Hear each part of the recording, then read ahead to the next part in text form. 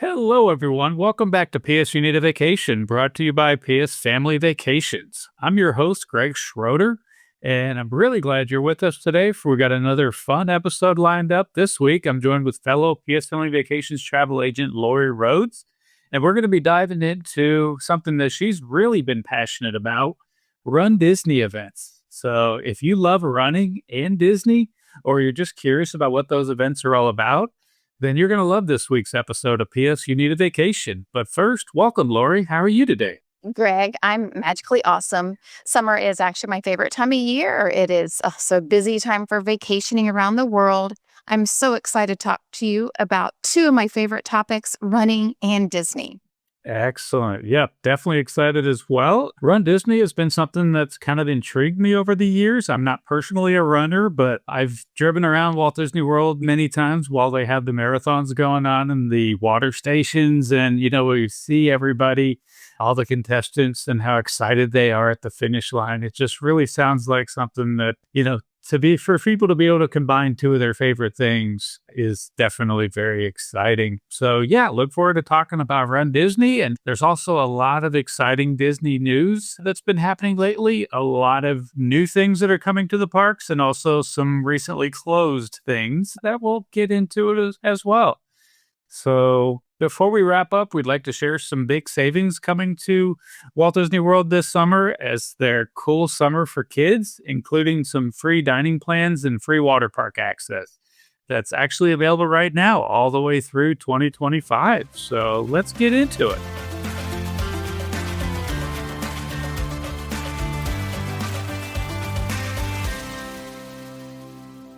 All right. Well, welcome back. So just as a quick reminder, one of the main goals of this podcast is to help our listeners not only make the most out of their next vacation, but we also want to keep you all in the loop on what's new, what's worth knowing, and how to plan smarter.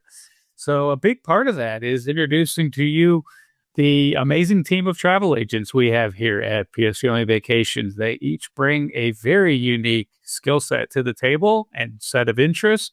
And we love sharing their expertise with all of you so you can find just the perfect agent for you. This week, I'm really excited to welcome Lori Rhoades. Lori's been an agent with us for about 3 years now, and today she's diving into something that she's super passionate about, the Run Disney Marathons. She's going to talk about what these races have meant to her personally and why they might be a perfect fit for your next Disney trip. So, Lori, thanks for hanging out with us today. Thank you so much, Greg, for having me on today. It's a pleasure to be here to talk about all of my favorite topics, Disney, running, and vacations. So I'm often asked how in the world I got started. And so literally, I just combined two of my passions, Disney and running. And really, I don't know what it is about running at Disney. It is so magical. You don't even really have to run a marathon to participate in Marathon Weekend. You can run a 5K, a 10K, a half. Disney is very walker friendly. And it really, when I say run at Disney, I mean, I say that loosely. I run walk. You can really participate as long as you can maintain a 16-minute mile. Mm-hmm. For the full marathon, I've been known to ride some roller coasters along the way. This is what I was excited to talk about this because I didn't really know everything about it, like meeting characters along the way. So they have to motivate you. So, yeah. Yes. Yeah. Characters, food, roller coasters, and the medals are ginormous. There are so many amazing races and destinations and just so little time to do it all. Absolutely. So, what are some of your favorite destinations to plan for? Just so, certain clients can make a connection with things that they may be looking for. Oh, I'd love to share. So initially, before I became a travel agent, I started planning Disney vacations for others just for fun. I enjoyed every moment of the organizing and the planning of magical trips for families, whether they were multi-generational, single families with children, or couples taking an adult vacation.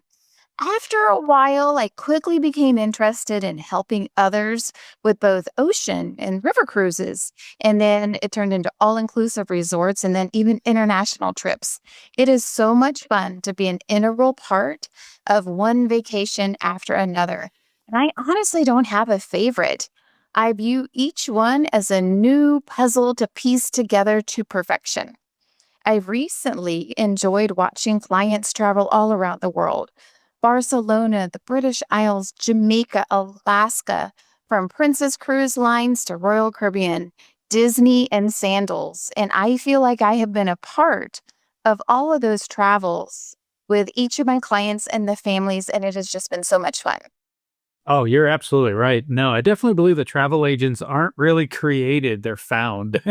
Because all of us seem to have a very similar story in that even before we become professional travel agents and share our passion for travel, publicly, we find ourselves doing it for family, then friends. Starting out just like you said with Disney and then turns into international vacations. And before you know it, you may end up meeting someone who works for a travel agency. And then, it just happens to become, quote, professional.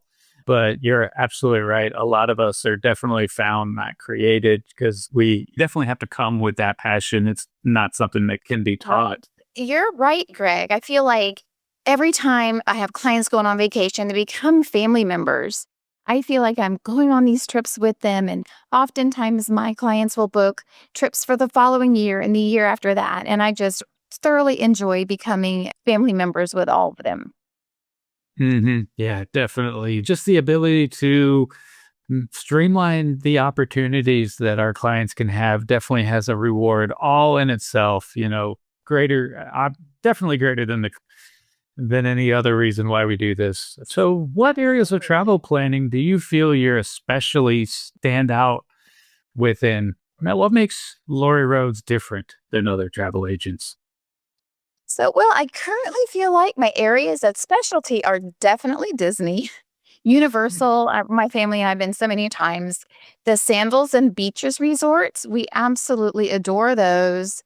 The cruise lines, Princess, Royal Caribbean, and Disney, and then really anywhere in the Caribbean. Those are some of my favorite places that I have traveled to myself. So it is easy to get really excited and take my clients through the whole process step by step, Mhm. making it as simple for them as possible.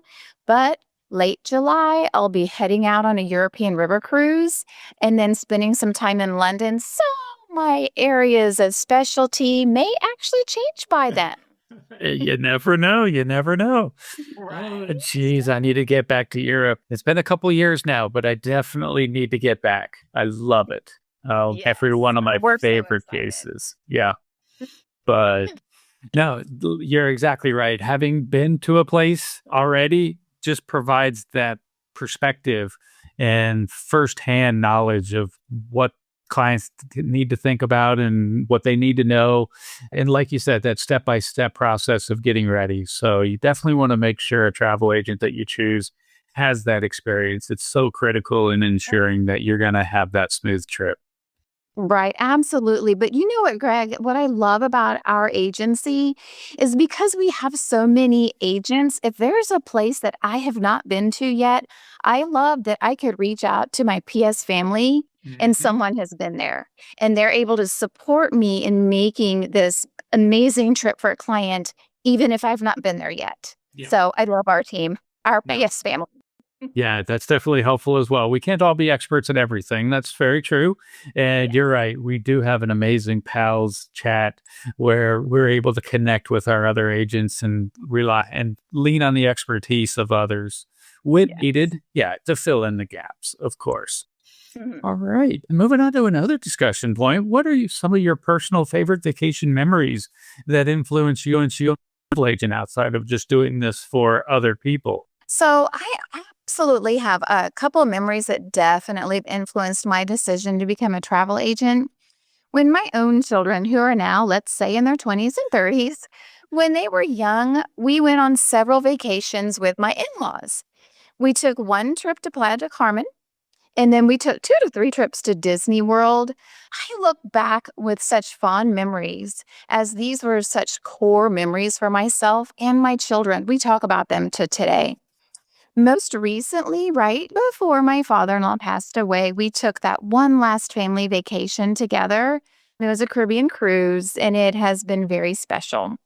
So through this process, I guess I'm realizing that perhaps multi-generational family vacations may be one more of my specialties and some of my absolute favorites to plan because those are some of my favorite memories of when we've all been together. There are no phones, no TVs, and we're all just hanging out. There's no work. I love it. That is definitely what drives a lot of us to do what we do. We know how much these places have meant to us. And, the next best thing, obviously, or sometimes even better, is to know that you are able to potentially provide something like that for somebody else. Right. It's definitely a very selfless, opportunity that I'm very thankful that we get to do. Yeah. And they're always so thankful for the assistance, but I'm like, oh my gosh, y'all have no idea how much joy you were Mhm. providing me to see you guys go on this journey together as a family and make Mhm. all these memories to last a lifetime. And if we know we've got even the slightest part of that of getting them hard to capture dining reservations, and then they were able to get pictures with Lilo and Mickey, just to see those pictures afterwards, geez, that is why we do it. Oh, exactly. I had a lovely couple with a little one go once, and they at first didn't want to eat with the princesses, and then they Mhm. decided like 3 days before, and I'm like, "Oh boy, this might be That tough." When I was able to secure that reservation for them, uh-huh. and then they sent me that picture later, okay, yes, perhaps I had a tear in my eye. So, Mhm. I love being able to do that for them. Definitely. All right. Well, great. And then, so tell me a little bit more about this Run Disney thing. How did you get shifted over just from Walt Disney World or Disneyland into Run Disney? I assume you started running beforehand and just found that it was a natural combination. I did. Actually, my sister got me involved in running. So this was many years ago, but honestly, not until I was over 30. So I did not run when I was younger. I didn't run when I was a teenager. I could barely walk to the mailbox. But I don't know. I got older and it was just time to start trying to get a little bit healthy. I had been running probably about 4 or 5 years before I heard about this race you can really run at Disney World. So I currently have been running Disney events for like 14 years. And I think about that. I'm like, oh my gosh, I have been doing this for a long time. So I've been actually running for more like 20 years. I've run at both Disneyland, I've run at Disney World. But my absolute favorite event of the year is the Dopey Challenge at Disney World. And it happens every January during marathon weekend. And I don't know what it was. My husband and I came across this event and they said, new challenge 5K, 10K, half marathon, full marathon. Needless to say, my husband and I had never run a full marathon 14, 15 years ago. We're like, Okay. okay, we want to try this. And so, literally, 13 years ago, after my husband and I, of course, nervous as all get out, because you run a 5K on a Thursday, a 10K on a Friday, a half marathon on a Saturday, and then you finish with my absolute favorite, which is a full marathon on Sunday. So they're back to back events that equal 48.6 miles. But we were sitting at the resort checkout after our very, very first Dopey challenge, sore, tired, and we looked at each other and we're like, we're totally doing this again. So 12 years later, my husband has not been able to complete them. He got hurt year 5. So we cried, but I will admit I cried, hugged him at the castle, and said, see you at the end because I was determined to keep going. So after we've had 12 years of this dopey challenge, I'm one of about 330 of what you would call a perfect dopey. I think we've lost our mind, lost our bank account, and everything in between, but there is something about that challenge in running at Disney. But because of that, and I have run the Princess Challenge, I've run so many different challenges too, but that Dopey challenge is my favorite. And I love to take people on that journey as well, whether it is marathon weekend in January, Princess weekend is in February. Run Disney has so many different events, and you seriously do not have to run a marathon to go run at Disney World. My children, my granddaughter ran a 5K when she was 3 or 4 there. Like, you just go and it is magical. But it's not just about marathon weekend. That's my favorite. Disney also has Princess Weekend, Springtime Challenge. Both of those are in the spring. They have Wine and Dine, which is in November. Disneyland hosts other events as well. They have Disneyland Weekend. So it doesn't have to be January. You could pick your month and come and run at Disney. For the full marathon, we actually really do run through each of the parks. So that one is my favorite if you're up to the 26.2 miles. For the half marathon and the full, you literally run down Main Street towards the castle. And I will admit, I think I must have done that 25 times already, and I tear up every single time. But because I've run there so many times, over the years, I've been able to help other runners with their runDisney experience. I love helping people from the registration to the training to securing the room that is best for when you go to Disney, to playing at the parks, eating, and making sure you finish each of the races. Everything from registration can be a challenge. So I've got tricks, logging on about 10 minutes early, 2 devices, all of those fun things help. Believe me, you would never regret running an event, whether it's a 5K, a 10K, or the whole kit and caboodle all the way to a full marathon. Registration for Princess Weekend at Disney World, which that event is late February 2026. Registration actually opens a week from today, which is Tuesday.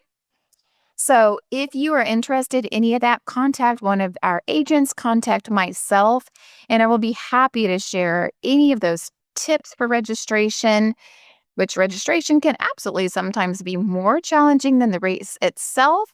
And then anyone who gets in, it's an absolute pleasure to help you plan for everything from the resort to when you should eat, what you should eat, and the fun costumes that you can wear when you're running. Geez, so there certainly is a lot more to this Run Disney thing than I expected. That's great. It sounds like if someone's interested in doing this, they definitely should reach out to somebody like you. Otherwise, they could try to register and not get the page loaded and be extremely disappointed. So we don't want that to happen. Exactly. Well, and even as far as which resort to stay, because the events all begin at Epcot, I find that the resorts over by Epcot are just better for race transportation because the Run Disney events use totally different buses, a different transportation system than the Disney parks themselves. And so I find that Pop Century, Art of Animation, Caribbean Beach, those seem to be the best go-tos to get to the race on time. But then you hop on the Skyliner to go play when you're done running. See, you've got this all figured out. Yes. And you pack for all weather. It could rain, it could snow, and you could have a heat storm all in one Run Disney weekend. It's crazy.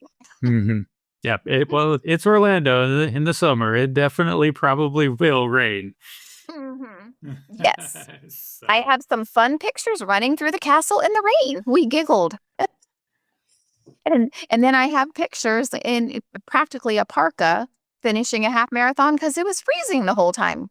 You never know with Florida weather. No, you don't. That's absolutely right. All right, well, great. Next, we're going to move on to some Disney news. There's been a lot of exciting information about new attractions that have just recently opened and also some coming soon attractions.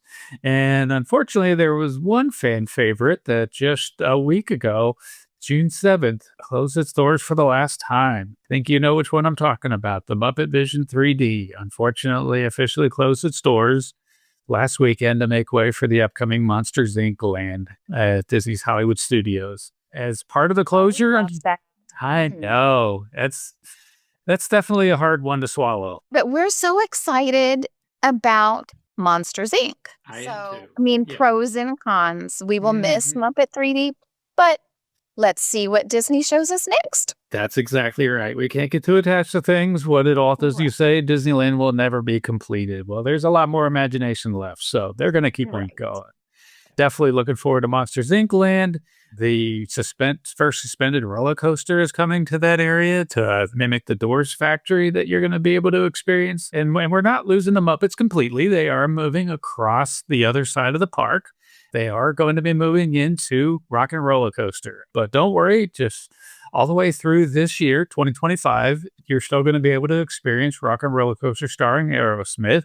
Disney has confirmed that they're not going anywhere all the way through 2025. And then at some point early next year, it sounds like that's going to be closing to be reimagined into a Muppets attraction as well. So everybody needs to go to Disney World one last time before the end of the year if you are a Rock and Roller Coaster fan. Exactly. We have 2 new shows. Hollywood Studios is getting a lot of action. We had 2 new shows that just recently opened at the Hollywood Studios. First, on May 24th, The Little Mermaid, a musical adventure, finally reopened after about 5 years, I think.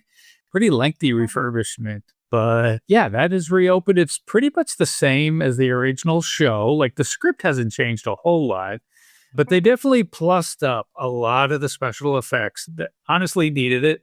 There were a lot of laser effects in the show. I remember that kind of seemed pretty 1990s. Yeah, so this was time for something like this to happen to that show. So I think it's great that they kept the show number one, because a lot of people still like Little Mermaid and like Ariel. So they plussed up a lot of the special effects. The Ursula puppet looks a lot better than it did before. If you look online for before and after, you'll know what I mean. Oh, yes. I'm so looking forward to seeing what they've done to it. And then the second show that just recently opened at Hollywood Studios on May 27th, there's Disney Villains, Unfairly Ever After. Now, this is a really fun new ad with Captain Hook, Maleficent, and Cruella. There's a catchy new song at the beginning and the end. I don't want to get too many spoilers, but you're really going to love it to the point that it may turn into kind of a sing-along. The kids are going to really enjoy that aspect of it and not be really scared. It's not meant to be a scary show for certain ages. I think it's really something everyone's going to enjoy. But again, the main characters are Captain Hook, Maleficent, and Cruella. And the premise of the whole show is the 3 of them are kind of competing and arguing about who is the most misunderstood, who has been treated the most unfairly.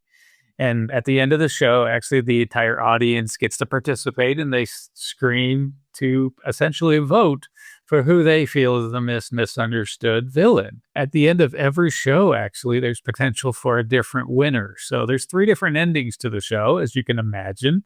So if you see it a few times, you might see a different ending. So again, I think it's a really cool addition about. Obviously, they wanted to kind of put a feeler out there for what they could do with villains for all ages to kind of stage themselves a little bit more for the Villains Land coming to the Magic Kingdom in a few years. So, Right. yeah. Right. And we are so excited to see that for the first time when we go.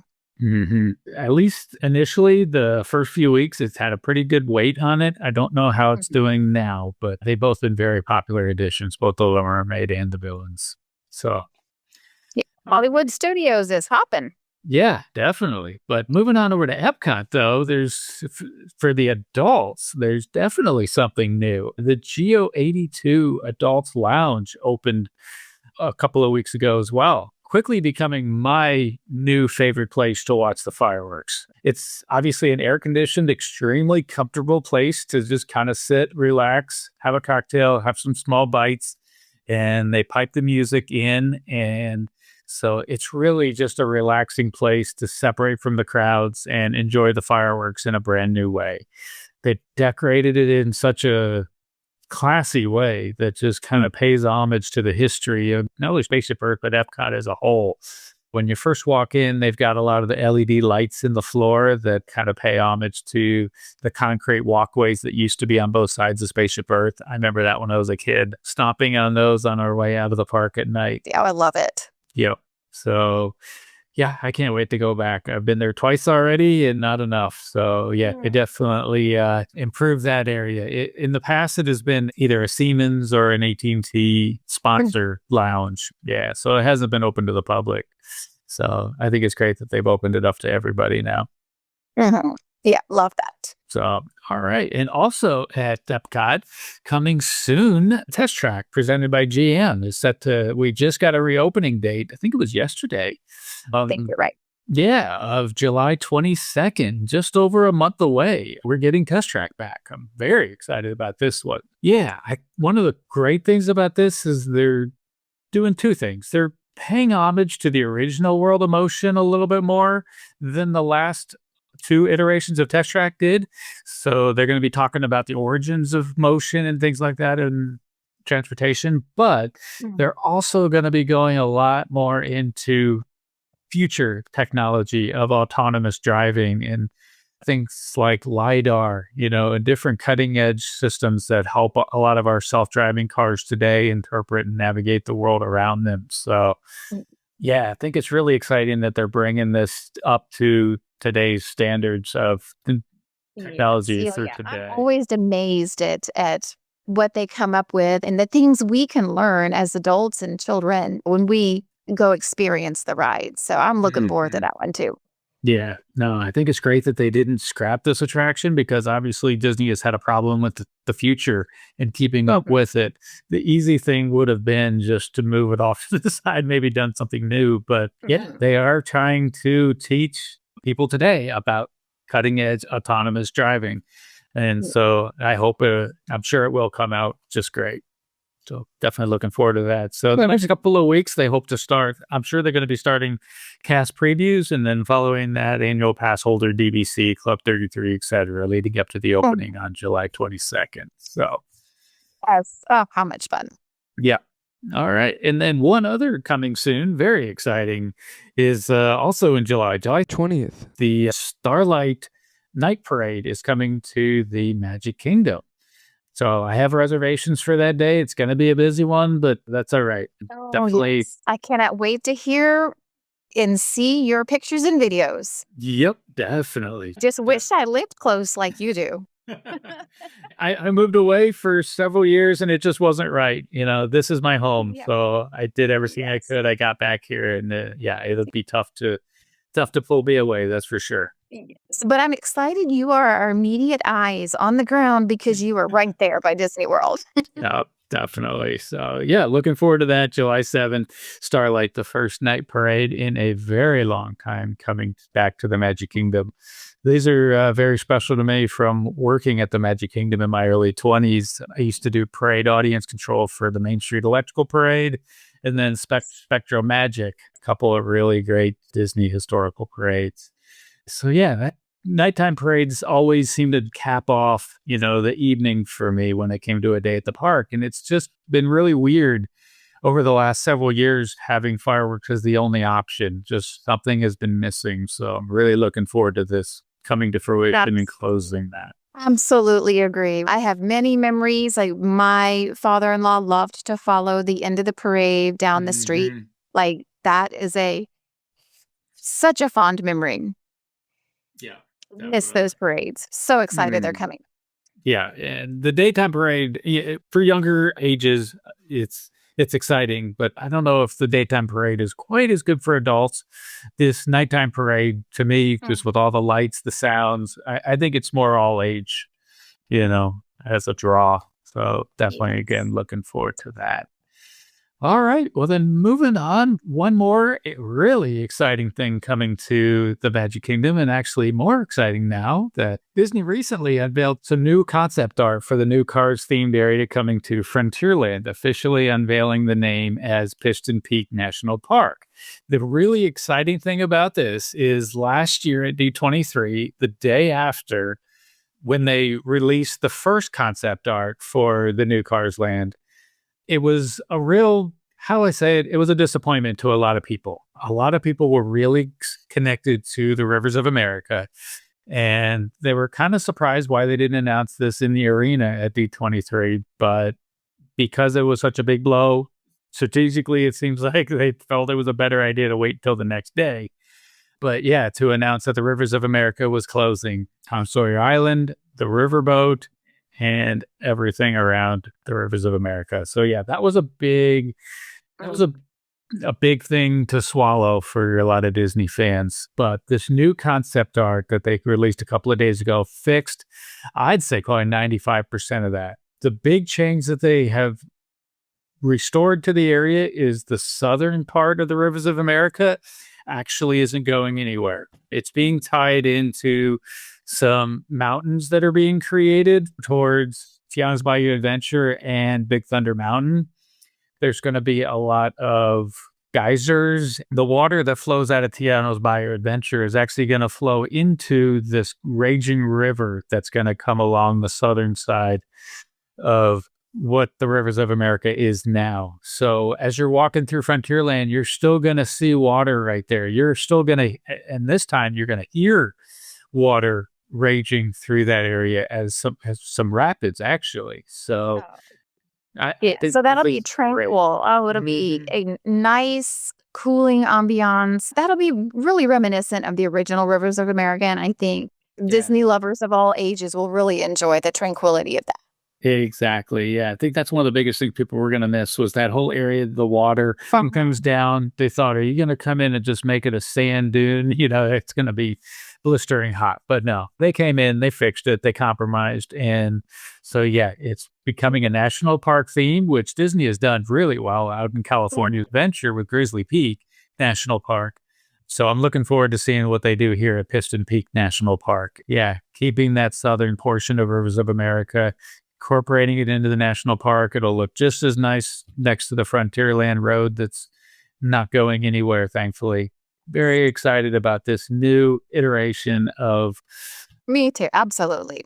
All right. So yeah, it's going to incorporate a lot of ranger cabins, log cabin buildings, and 2 attractions. The main attraction, of course, is going to be the off-road rally, and also another yet-to-be-announced family-friendly attraction. So I'm glad they didn't just bring Cars Land from out there over to here. We're getting something totally different, totally new, so that way we can still look forward to going out there. And what Left Coast visitors can also, in contrast, look forward to coming out here. Yeah, I say those Disney Imagineers are always thinking ahead, and they would not want to duplicate something. Give us something new. They're smart like that. Well, they did it with Galaxy's Edge. They duplicated that. So I'm glad they're not just going to continue on that trend completely. Yeah. Next thing we wanted to talk about to help you guys get to Walt Disney World. There are a lot of amazing promos happening this summer. 2 are specifically park ticket discount promos. The first one is 50% off kids tickets. Kids is ages 3 to 9 when you buy a 3+ day standard park ticket. Those are available now through September 20th, 2025. And there are park hopper and water park add-ons that you can do to those. But again, 50% off for your kids tickets. The adults pay full price on theirs, but the kids get theirs for 50% off. So that's a great one. The next ticket promo going on right now are 3-day 3-park tickets that start as low as $89 per day. These are available now through September 22nd through 2025. Now, before you say this sounds too good to be true, there is one catch. That's only eligible at Epcot, Hollywood Studios, and Animal Kingdom. You cannot use those tickets at the Magic Kingdom. So, yep, it's a great deal. So if you want to go experience Epcot, Hollywood Studios, or Animal Kingdom for $89 per day, this is a great option for you. Yes. So, all right, the next 3 are going to be resort discount tickets. The first 2 are for annual pass holders. Now through July 31st, 2025, depending on the length of your stay, you can save up to 40% this summer. And then after that, between August 1st and December 22nd, annual pass holders can save up to 35% this fall. Now, again, that depends on the length of the stay. The longer you stay, the closer you get up to those 40% or 35% marks. And then another room discount offer for everybody is a Disney Plus room rate. Now, this could go as low as $90 to $99 a night at the All-Star Sports Resort. This is available now through July 31st, 2025. And there's other great rates covered by this promo for the Port Orleans Riverside Resort, the Art of Animation Resort, Saratoga Springs, and even Savannah View rooms at Disney's Animal Kingdom Lodge. Now, again, these start at $99 at the All-Star Sports Resort. and go up from there through the moderate and deluxe resorts all the way up to the Savannah View rooms. So yeah, All of those are great resorts, all of them are. yeah, no, they definitely are. So if you've ever wanted to do a Savannah View room at Disney's Animal Kingdom Lodge, this is definitely the time to do it. And then the next one is a 2026 discount for kids eating free. It's available now to be sold, but it's for any stays in 2026. So if the adults purchase a meal plan, then the kids' meal plans in 2026 will be free. So that's available now through December 31st of 2025. And then finally, just want to make sure nobody forgets, probably one of the best promos I've heard of in many years is every single stay at Walt Disney World. So it doesn't matter what category, if it's the All-Star, if it's the Grand Floridian, everybody who stays on Walt Disney property here in 2025 is going to get a free water park day on their check-in. So yeah, there's been a lot of staycation opportunities where they just want to stay at the resorts and get a free water park day. Mm-hmm. Definitely don't blame them. Especially with the Florida heat. Mm-hmm. Yep, that is true. So yeah, you not only get a free water park day, but you get to experience the resorts and the movies and all the activities and character dining opportunities, things like that don't cost park ticket to experience. All right. Well, I guess that's a wrap for today's episode of PS You Need a Vacation, brought to you by PS Family Vacations. So huge thank you to Lori. Thank you so much for joining us and sharing your passion for Run Disney. It was so much fun hearing about your experience and what makes those events so special. Oh, thank you so much for having me on today, Greg. I've really enjoyed my time with you talking about Run Disney and all of the upcoming changes that Disney is making to make the park a better place to be. That's what we're here for. Absolutely. So again, specifically, anyone thinking about a Run Disney event, especially the Princess Marathon, reach out to Lori. She is the person to help you with that. Yeah, registration opens June 24th. You heard it here. All right. Well, thanks again. And again, if you're thinking I could use a vacation where an experienced agent has taken care of all the details and all I have to do is show up and relax, so please reach out to any of our amazing PS Family Vacations travel agents at psfamilyvacations.com, and you'll find out how excited we'd be to make that happen for you. Well, that'll do it for us today. Thanks for listening. And as always, happy travels. Happy travels, friends.